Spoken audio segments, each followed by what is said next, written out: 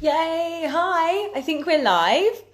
Hi everyone. I'm Holly, founder of Indigo Volunteers, and this is our Let's Talk Grassroots talk that we're having every Thursday at 6 p.m. UK time.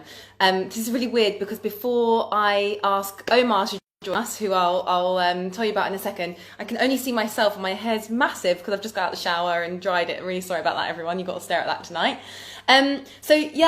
Before we have the wonderful Omar join us, which I'm really excited about, and he's got a wonderful story to share and to tell you about the organisation that he's running here on the Greek islands. Just got to do a call out for any qualified nurses and doctors. If you know anyone or you yourself are a qualified nurse or doctor, please do get in touch if you're interested in volunteering with one of our partners. And feel free to ask questions at any time. The whole point of this, if you haven't joined us before, is that there's this disconnect between the grassroots sector and what people are knowing what's going on at home. So this is a chance to meet people who are working in and around the grassroots sector, and for you to ask questions and hear about them and just see it's normal people making this movement, really, I describe it as. Okay, so I'm just going to add Omar. Hopefully this works. Da, da, da. Yes, Omar. Hey, Oh my God, such a pleasure to see your face. uh, How are you? okay, wait, it's a little bit nervous, but we will deal with that. Yeah, Omar just voice noted me saying he was a bit nervous before this, but there's absolutely no reason to be nervous because it's just me and you talking. You can Okay, forget everyone else. I know that everyone will want to know whether they already know you and the work you do or not, even just have an update. Well, so you founded Refugee for Refugees, right? And you're currently running the organization. Can you tell us about it and also the work that you're currently up to? okay. Hey everyone. Um, hey everyone. I'm Omar, Syria. I'm 26 years old. I'm 26. Uh, yeah, I started the Refugee for Refugees the beginning of 2017 with some of my friends, and since then I've been running R4R in different islands, like mostly right now in Lesvos and Samos, and yeah. And what does Refugee for Refugees do? Uh, For those that don't know. Most of our work we respond to emergency, distribution, or construction work, and since coronavirus, we've been working very closely with the medical team, trying to see how we can support them with this emergency. Us in Lesvos, we built isolation area to house around 80 people. And of course, with the support of the medical team, we build the structure in the way they believe it should be.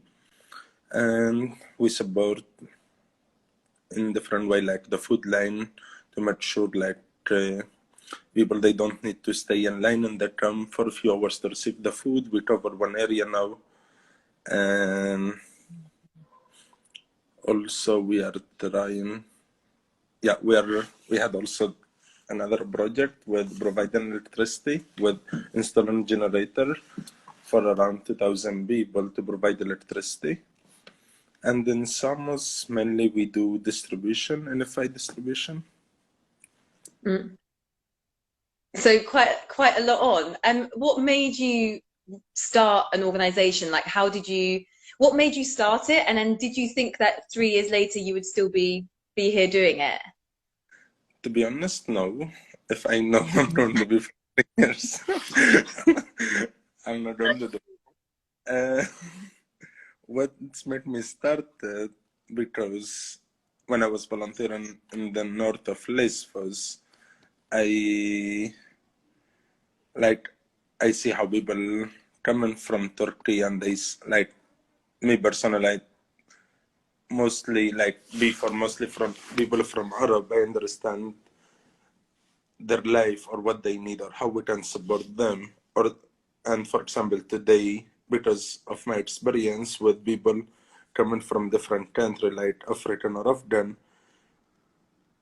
because I spend with them a lot of time now, almost I try to understand how their life before or which kind of support they need. I never did a project without asking the refugees or trying to find out from them what's their need, and in the same time try to involve them with the project to do it like we are trying to help each other. Like, yeah, I believe like. And do you have? Oh, So, sorry, you go. no, no, please go for it. You're speaking about the population that you're serving. I was just wondering, for those that don't know, like how involved does the refugee community get in with the projects? Do you have community volunteers, for example?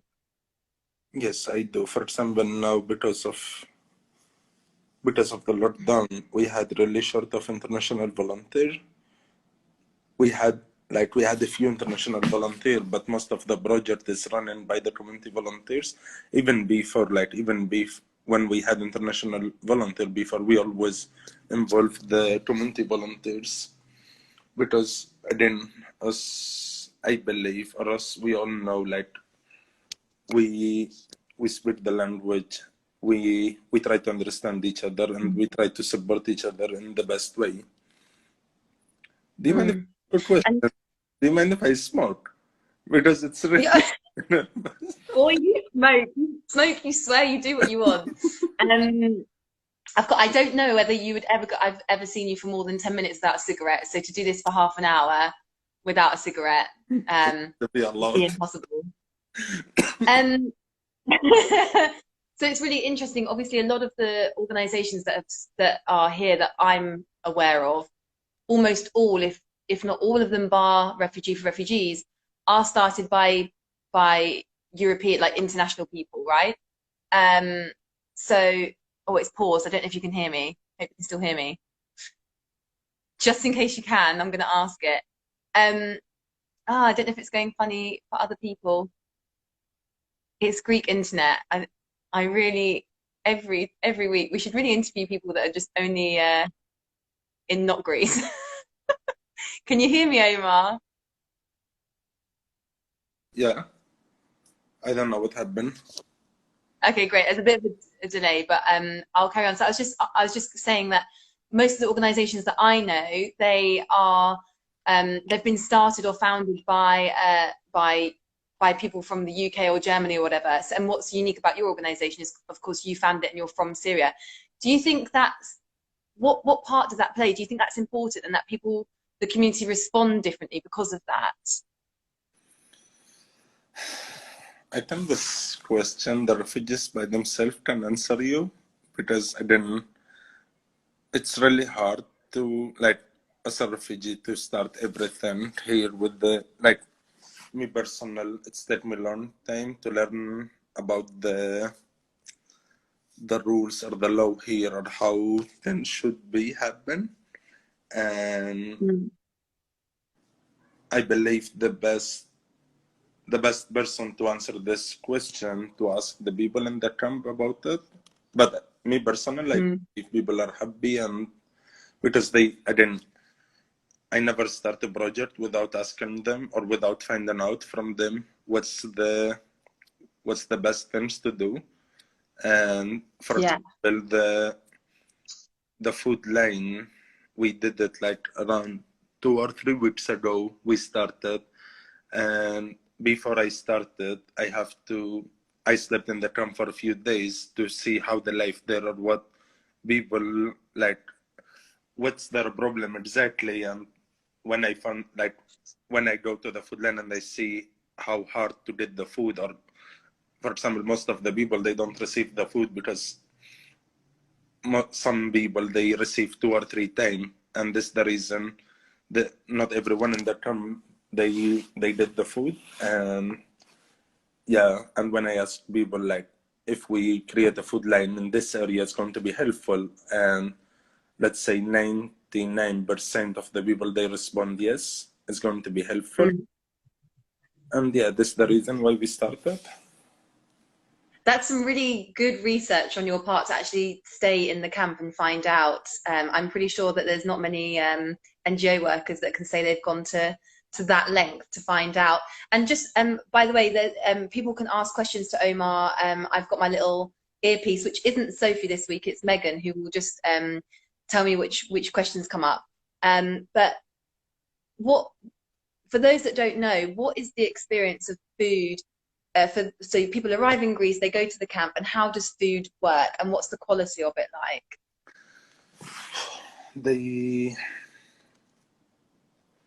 When they arrive, when they land in the beach, they go there. Sometimes they have to stay a few days in the camp in the north until they arrive to the camp, and they do the registration, and as soon they have the police paper, they have the right to go to receive the food or water. Like mostly they had a problem with water because the water in the camp, they cannot drink it, and if they don't receive the water in the breakfast, this means they don't have drink water for the rest of the day. And like us experience we had the last 3 weeks with people coming to receive the food. For example, when we had chicken with potato, people, they don't come to take it because they don't cook it right, or the food is good. Pasta, for example, also they don't receive that. Or like people, they don't come only, like they don't show up all the time to receive the food. They come, mostly they come for bread, water, and sometimes when they have special food, they come to receive it. Otherwise, not everyone will come to receive. They cook by themselves. Yeah, I've heard some really bad things about that I've seen, and I've heard many examples of how bad the food is in the camps, and how long people have to queue for. I mean, sometimes people have to start queuing at like 4 in the morning to get breakfast, and sometimes there's not enough for everyone in the queue, so those that get there last don't get the food. Like, there's just so many awful stories. So it's a really great project for you guys to be working on, helping with the food queue. Thank you. Yeah. I have a question for you. Sorry. I have got a question. Someone has asked who's funding the organisation? So how do you raise funds as refugees? Actually, when we started, it was funded by volunteers. Like when volunteers come here and see our work, sometimes they bring fund with them. Sometimes when they go back home, they do fundraising for us. After a while been working, we start to get support from the Net for Refugees, Choose Love or Help Refugees, and Humanity Now. It's different donor with like from different NGOs who support in our work to keep working here. Again, like mainly like most of the support we are receiving right now from Choose Love, and yeah, maybe this one of the reason why we continue working here.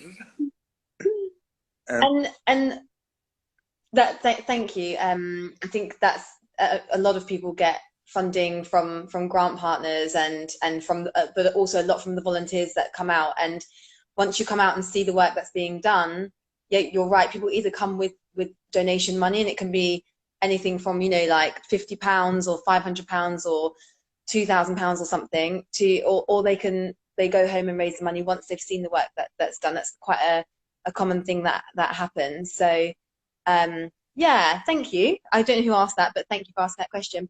And Omar, so going to before Refugee for Refugees, obviously you're from Syria and you came to Greece. Are you comfortable sharing with people your journey, or what happened, or what you were doing before Refugee for Refugees, basically? And yeah, no, I know a bit of your journey, but I'll let you share. Yeah, like as I said from the beginning, I'm a young man from Syria. Right now I'm 26. When I left Syria, I was around 20. And before that, like before the war, actually, I was working with my family. My father, he owned a construction company, and I've been working with him since I was 11.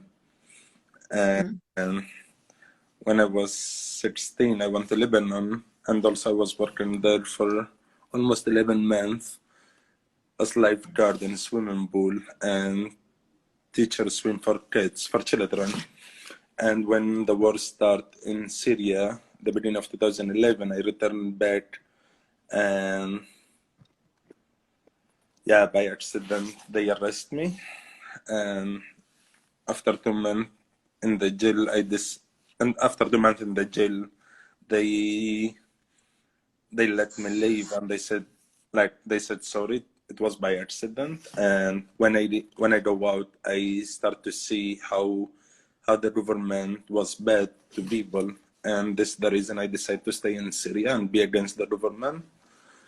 uh, this time I choose to help people in the like somehow. And i start to I started with my family car. Like whenever police shoot people or people get hurt, I take them to the hospital until after a few months I lost the car and I get hurt the first time in my arm. And when I feel better, when I get better, yeah. So okay, just for you guys to know, like I learned my English here. Before I don't Amazing, like, Omar. Every time I speak to you, you just know more and more. like yeah, I'm I'm trying like to do my best. uh, yeah, and when I get better, I get ambulance from the hospital, and I continue doing the same work until 2013. Also, again I get hurt. I had a bomb in the back of my car, and both of my leg was broken for a year. I have to spend 6 months in the wheelchair and another 6 months in the hand chair. And in 2014, I went to Turkey just to check if my leg okay. And yeah, and I end in Europe somehow, because when I was in Turkey, the doctor said it's better to go to Germany and do some physiotherapist there, better from here. And yeah, my goal was to come to Germany and fix my leg. And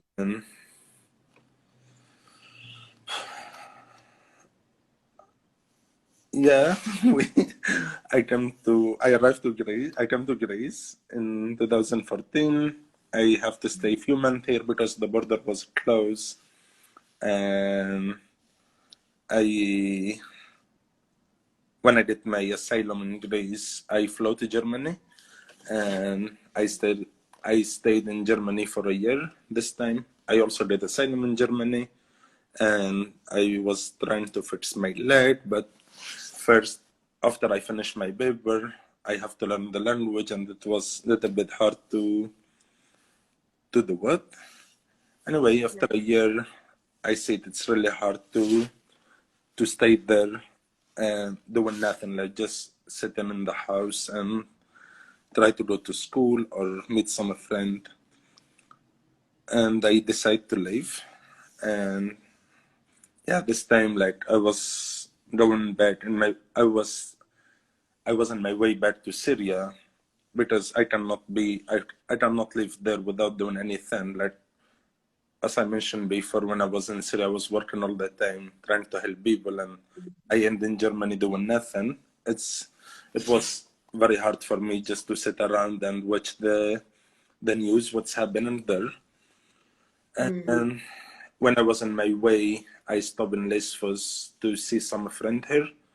And when I saw what's happening here, I asked them if I can stay and help. They were volunteering with another NGO, and they said, yeah, for sure. And since then, I'm here. Like, if I go back to Syria, I'm going to help people. If I'm staying here, I'm helping people. And yeah, I was volunteering for almost 11 months with different NGOs before I start Refugee for Refugees. And yeah, Wow. Thank you so much for sharing that, because I know it's not easy, and I know a lot of people will want to ask, but now you can just refer them to this video if anyone asks in the future, so you don't have to repeat yourself. No, really, really appreciate you sharing that. And also, I think, imagine if you hadn't left Germany and you stayed there, I'm sure you would have started some NGO over there. But it's really great to have Refugee for Refugees here, and all the work you do. So yeah. I think we're with Greece and the camps here are really lucky that you did leave and start Refugee for Refugees. Um, Someone's asking about how many volunteers are working in Samos. I don't know whether they mean specifically with Refugee for Refugees or generally. Do you have any idea of the numbers of volunteers you've got in your team in Samos?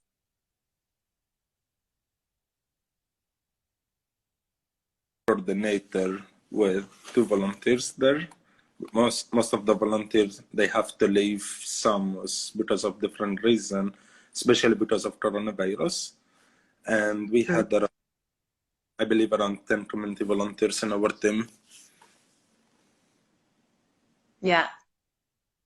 And for in terms of all the volunteers in Samos, I actually don't know the exact number. Again, because as you say, with every organisation, most had to leave because of COVID-19.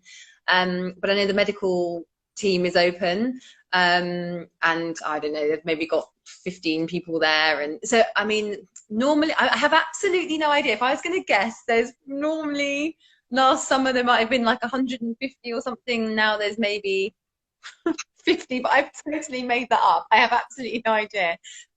Sorry, I can't answer that question better. And then kind of following on from that, someone else has asked, do you think that grassroots will reopen in July? I mean, Larissa, I'm willing to come to Lesvos or Samos in July to volunteer. Oh, that's a hard one. Do you have any idea of when things might reopen again for volunteers? I don't know. Like we are home because we are really in a huge need of people to come back here and like try to do more things for people, but in the same time, like we are trying to do like most of the work right now running by community volunteers. And as experience I have, it's good, but in the same time, also it's nice to have international volunteer.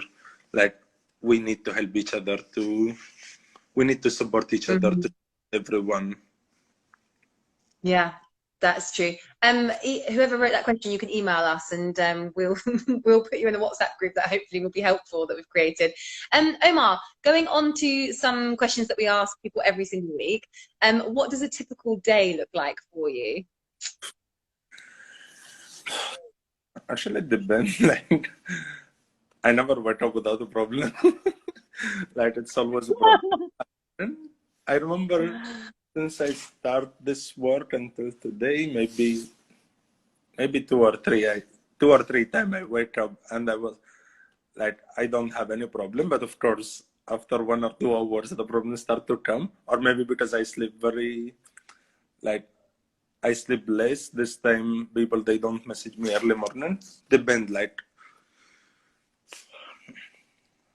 I don't know, depend the day. Like, mostly, as soon as I wake up, I need to go out to the work. And I never make a plan. This is me personally. I don't like to arrange or something. If like I respect others when they ask for time for meeting, I respect them. But me personally, because I don't know how my day will be. Like I just need to deal with the problem every day. Like I need to deal with my day every day. As soon as I wake up until I go to bed. Sometimes I can start in my diary, I've got like maybe 2 or 3 meetings in, and I'm like, whoa, I can crack on with my emails, I can call this person, I can reply to this, and then within 25 minutes it's full. If you haven't booked in a meeting, you've missed your slot. Like it is quite last minute, isn't it? I know that sometimes people I suppose in more structured organizations, or I know the corporate world or something, I don't know what, they say, oh yes, I'm free in 2.5 weeks time, and I'm like, whoa, I never booked that far in advance. It's not the kind of environment. So I know what you mean, waking up without a plan. Maybe it's a good time to share a message. Do you mind if I share it here? Yeah. Uh, I just want to say for all, I want to say for all my friends, I'm really sorry. I wish I have enough time to contact you and make sure you're okay. But I wish you all the best, and I'm really hoping to meet you soon. Omar, you're too cute. I'm sure everyone knows that. I also get same boat where if I'm working, I don't obviously have time to call people because you're busy at work. And now I have a thing that when I'm not working, I'm just putting my phone to the side and leaving it. So then I'm also not calling people. So basically, I'm not calling anyone anymore. Yeah, it's not good. I know that people know that I love them, and I'm sure your friends and family all feel exactly the same. You're a busy boy, Omar. People know it.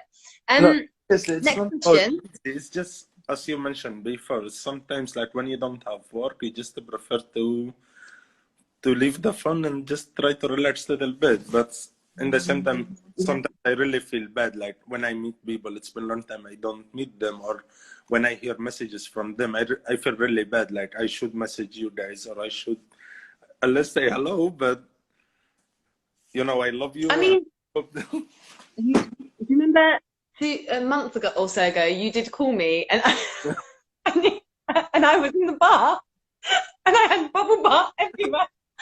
I said, "I'll call you back." It was a video call as well. Oh God, that was really funny. And what would you say to anyone that wants to get involved as either as a volunteer or even as a career in this grassroots sector? to be honest, I had a lot to say, but I'm trying to find some like we are really we are in very very very hard time. Like again, when the lockdown happened, like me personal, I was very happy. Like I'm going to stay at home. I don't have a lot to do, whatever. But of course, we were really busy with building or with starting new things. And in the meantime, I was trying to see, like coronavirus, I believe it's a bring good things and bad things. The good things bring put the family together and try to, like, people try to understand each other. Or, for example, I saw some video about people standing in line out of the market to go and buy their food with their money, not someone provided for them. Like, imagine the feeling where people like in the meantime where people have to stand for a few hours to receive the food here. You know what I mean? It's about like also in the meantime people sitting at home, but in the same time like the refugees sitting in the camp. For example, now the lockdown, people allowed to go around anytime, but the refugees they still close the Yeah. camp till the 7th of June. Like it's always different between the refugees and others, and this made it really hard for everyone. And I believe if all of us we need to do something, maybe we just try to share the message. Like we all human, we all the same people. I understand. Like we came here, me personal, or I believe most of the people, no one came here because we want to. We came here because we have to, and this is something we need people to understand. Like it's not about we came here because we need to take your country or because we need to take your job. We came here because our country it has war, and if the government, if I'm not going to say your government, I'm going to say if the whole government in the world stop this or try to find a solution, no one will be a refugee anymore. Like no one will come illegal, or no one will cross your border unless this person really has huge reason or problem to do it. And if we need to do something today, it's only about like we need to try to understand each other or to explain for others why the why the people in that camp they should be like us. I don't know if I share the right message, but like No, it's that's a hard. really, really Like beautiful message. it's really hard to Yeah. see how like now people living in the camp and people living outside. Like to be honest, I just came to Athens 2 or 3 days ago. I had some meeting here, and in the same time, like I left from Lesvos the first day they opened the, how you say it, they, let's say they allowed people to travel, and Mm.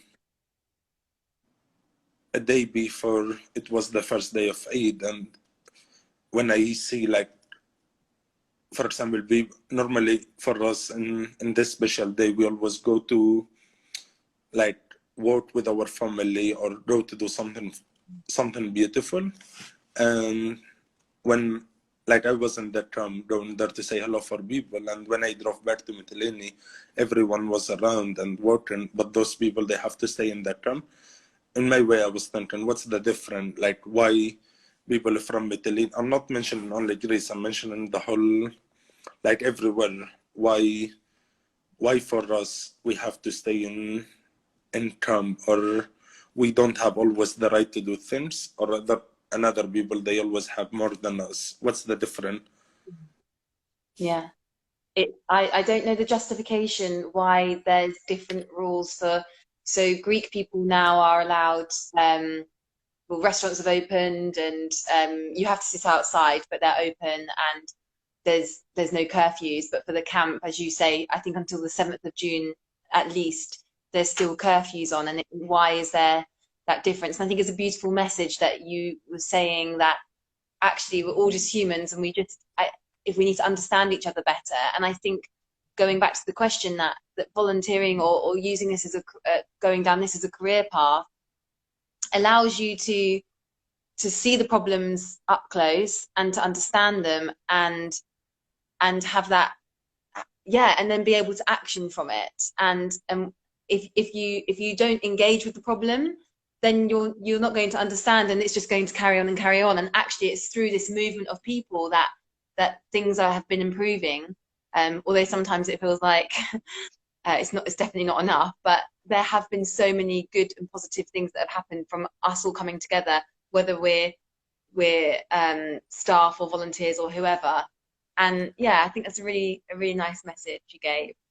Like for example, when I went to the airport, like we have to stay in to keep distance between us, like at least 2 meter. I think it was they make a lovely system in the airport how people have to be far away from each other, and in the same moment, like I was looking for the line in the airport, and in the same moment, my mind go to the line. Let's say Moria, where thousands of people they have to be very close to each other to receive the food, or they have to be very close to each other to go to the medical, or to even to live around, like to live in the same area. More than 20,000 people living in really very small area, and this made it like why Corona. It's like I sorry, I don't have It the doesn't word make any to sense. say. Yeah. I don't have the word It, to say. it's the thing, like you can't wash your hands, you can't, yeah, it's like if there's an outbreak here, which I don't know how, there just hasn't been on the islands yet. It still could obviously happen, but if it does, like there's no way, you can't social distance, you don't have homes to go to, you know, you're just people crammed in a tent, and yeah, it's really upsetting. Yeah, and the restrictions on people are even harder because they don't have a place where, like a home where they can actually have space in. You know, the restrictions, and you're crammed into this tent with the rest of your family. I don't know. We are not going to have the virus in the camp, and we will see. Yeah. Omar, last question. Let's make it a good one. Oh, yes. Okay. What has surprised you most about the grassroots sector and working within it? Can you explain it, please? Yes, to me. Can you? So you were working in construction before with your father, and you've been doing different things, and then you went to Germany, and then you came back. to Greece and you started a charity. And obviously it's a very new experience for you, and almost everyone here, most people don't have experience in the grassroots sector. It's a movement within itself, right? So it's very new to a lot of people. And there's lots of things, for example, I didn't realize before doing this work about this sector. For example, how quickly we can make change in comparison to bigger organizations that have a lot of red tape. Like that was, I mean, shocking to see the difference. Are there other things like that? It can be small, it can be big, that have surprised you that you didn't know before?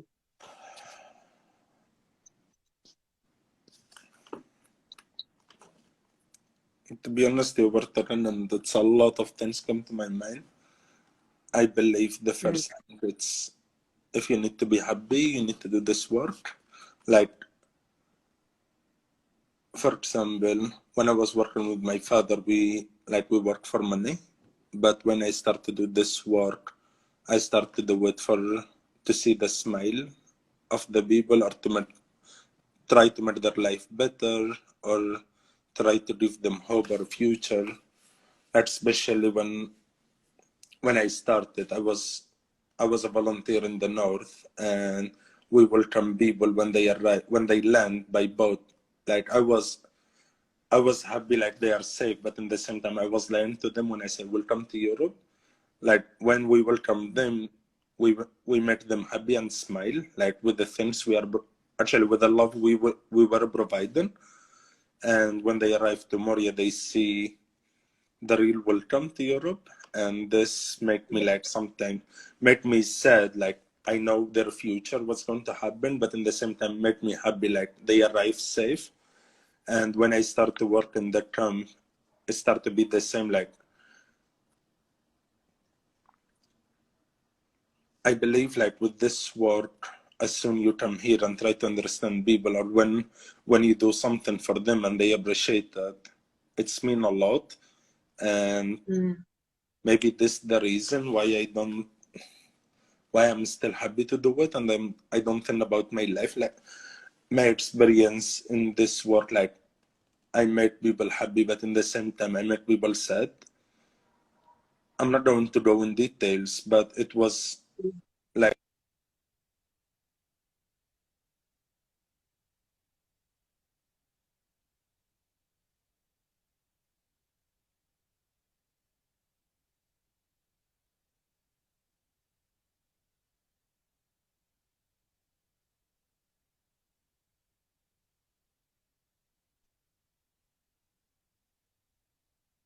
Mm. I'm like I'm 26. I'm not dead. Everyone do a mistake, and I'm sure, like every single day, I'm doing a mistake. Sometimes I see it. Sometimes I don't see it. But it's not bad to do a mistake. It's bad to do a mistake twice. You know what I mean? Like, we are learning from our daily work. Like, if we do something wrong, we are trying our best to don't do it tomorrow.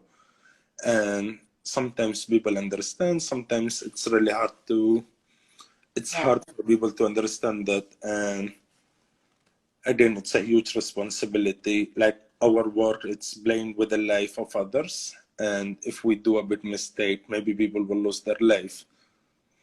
Yeah, there's a lot more gravity on the decisions that we make here, and a lot, if you make a mistake at work and you're selling printers, then you might lose some printer sales. But here, if you make a mistake, it just has a bigger impact, and that's a bit more difficult. Thank you for sharing that.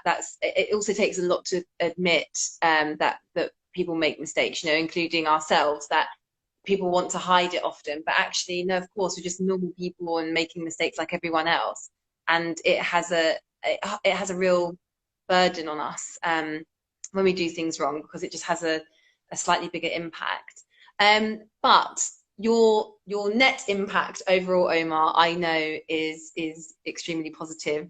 and people are very grateful for your work. And we send volunteers to Refugee for Refugees, and they always give rave reviews. Always love the experience and the opportunity to work on your projects, and often come back twice, do 3 times, yeah. So you're definitely doing some things right. Thank you. I'm happy to hear that.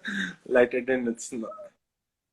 I believe people come back or people love the work because they can see, like they can feel it, and it's really hard to explain it as soon if you don't do it. Like you need to do it in your hand to feel it. Otherwise, it's really hard. Like I remember in 2017, I was in. I don't remember the place in Spain, but I was there doing speech, and I was trying to explain for people how people living in the camp. I can see faces how they surprise, but in the same time, I had the feeling they will never feel it. They would.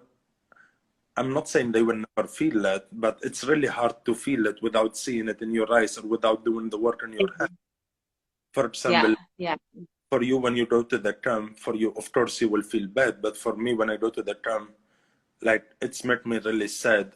Because immediately as soon as I arrive there and I see, for example, family living in tent, or I see, for example, how people live in there, it's just take my mind a few years before how we were living, or like how people was living before and where they arrived. Like I met a lot of people. They, like me personally, I met someone.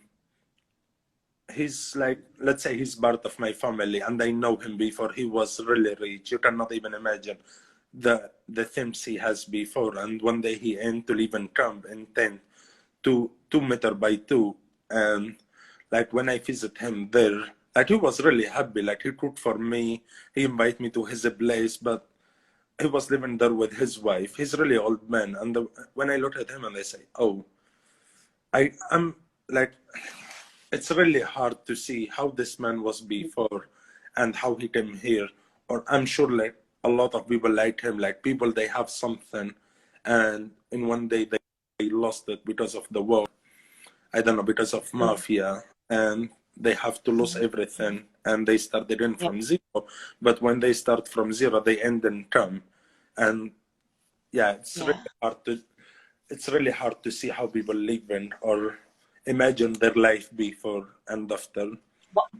It's so hard, and I remember being in northern Greece, one of my first trips to Greece, and I saw an English class specifically for older people, and oh my God, it's one of the hardest things I think I've seen, because it is people in their late 50s, 60s, 70s learning English, and I just thought, oh gosh, that's my mum's age, and my mum would be sitting in another country learning Greek or she knows English, learning Greek or Arabic or something, learning another language, and I just thought it just really got to me. And there's just so many stories like that. And I know that you're encountering people every day, so it's not easy for you, and I know it takes its toll. So, oh, well done, Omar. You, I don't know how none of us know how you carry on every day without taking much time off.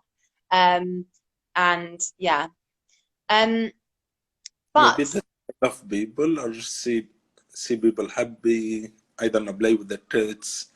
Like again, I don't have time to go on holiday, or I don't have even day off. But I always like I enjoy my day working with having some fun, or I don't know, yeah, joke. Yeah. there's definitely some great memories that can be made at the same time. Omar, we are out of time. Thank you so much for sharing everything with us, and for telling people about the Refugee for Refugees work, and really appreciate your time. Thank you. Thanks a lot for your Yeah. support. Thank you for inviting me here. Oh, it's an absolute pleasure. I have a lot of more to say, but seriously, I'm still nervous. But again, thank you so much. For a I nervous wish. person, you've done extremely well. I didn't think you'd be nervous. You're always doing videos on Facebook and they're fabulous. And I'm surprised you're nervous for this. Yeah, and there's someone saying, Omar, you're an amazing person. That's very true. And also someone else asked what email address to email us on. It's volunteer@indigovolunteers.org. But for now, sending you so much love, Omar. Thank you so much for doing this interview.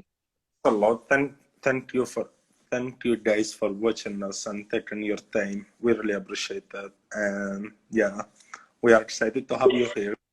I'm sure Indigo I can't wait. Volunteer will help you to reach. Can't I'm wait to waiting see you in for you. person. Me too. Bye. See you soon. Ciao. Have a nice evening. Bye. And you. Thank you.